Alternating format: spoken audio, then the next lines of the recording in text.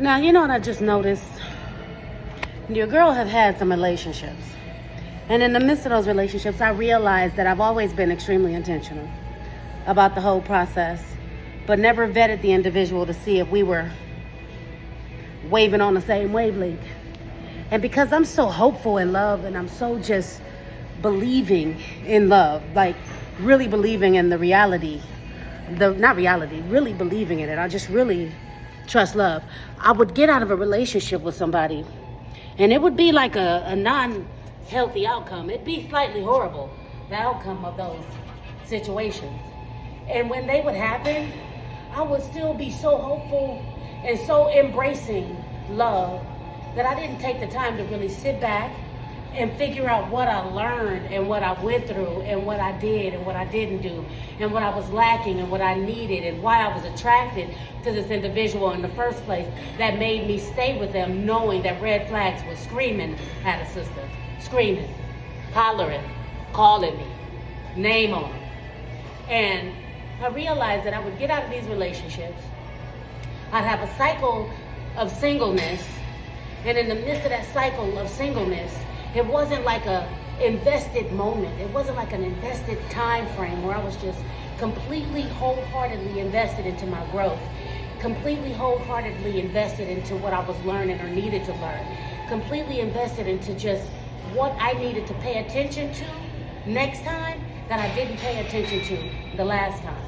So I just went happily right into another relationship. And because I had been single for that duration of time, and it was probably a long duration of time, I wasn't invested into myself, and I had been single for a while.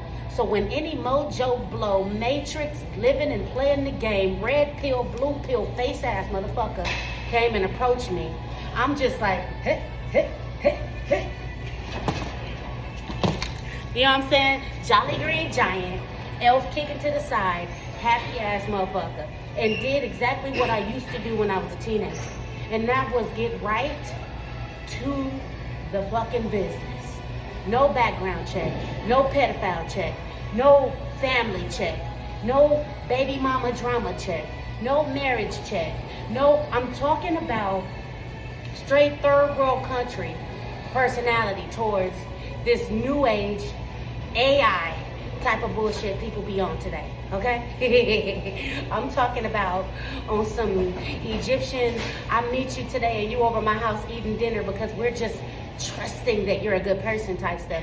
Your girl went through enough and there's still more to grow through because there's still more to learn. Because coming to the realization right now that most of what I attracted had a lot to do with the things that I had not healed within myself, I sit back and I wonder, like, what is it? How could this person lie and cheat and steal and rob and hurt? And how could these people do that? And then I had the opportunity of being blessed with growing into that situation and from it. Why me?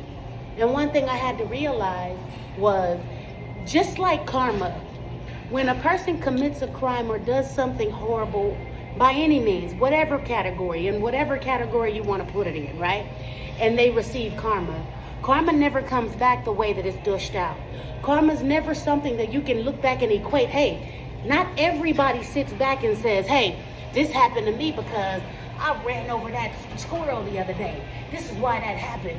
Not everybody sits back and is really in tune enough with their lives to really connect their karma to the things that they've done. But in some aspects, just to kind of give you an analogy, follow me. Sometimes what it is we're lacking, right? We attract those individuals that appear to have what it is that we're lacking internally.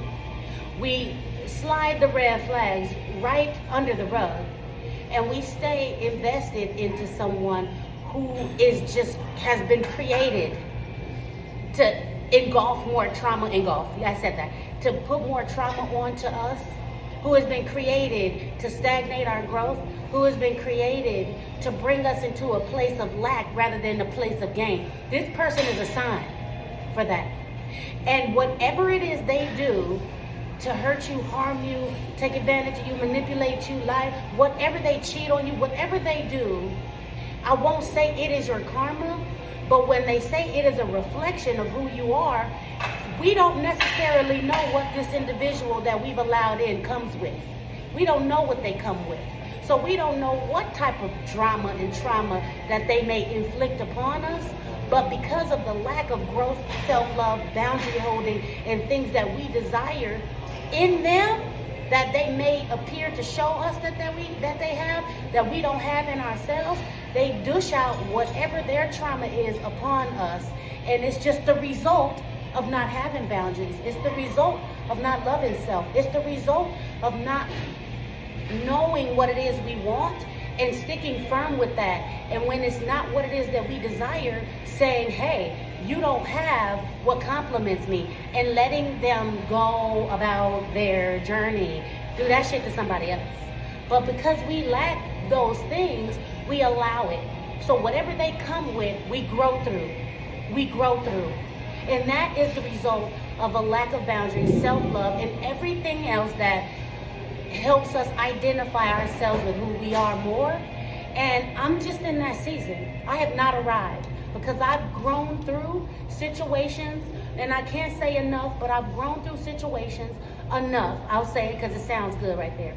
To the point of understanding that you never know. Let me equate these two together so I can help you understand how I equated karma to somebody that comes to rob, kill, steal, and destroy. You know what I mean? That we allow in. I equate that to karma because we never know how karma is going to come back. When you date a person, you never know what their trauma is and what type of trauma they're going to inflict on you due to their unhealed trauma. You never know. But because we did something wrong, karma manifests. Because we lack the key factors, the key things that keeps us safe and protected from harmful people, that whatever they have, that they're coming into our lives to show us who they are, then we receive that. I wouldn't say it's karma. It's not karma. I'm just using karma as the analogy. But whatever they have is what we receive due to the things that we lack within. Does that make sense? Are you following me?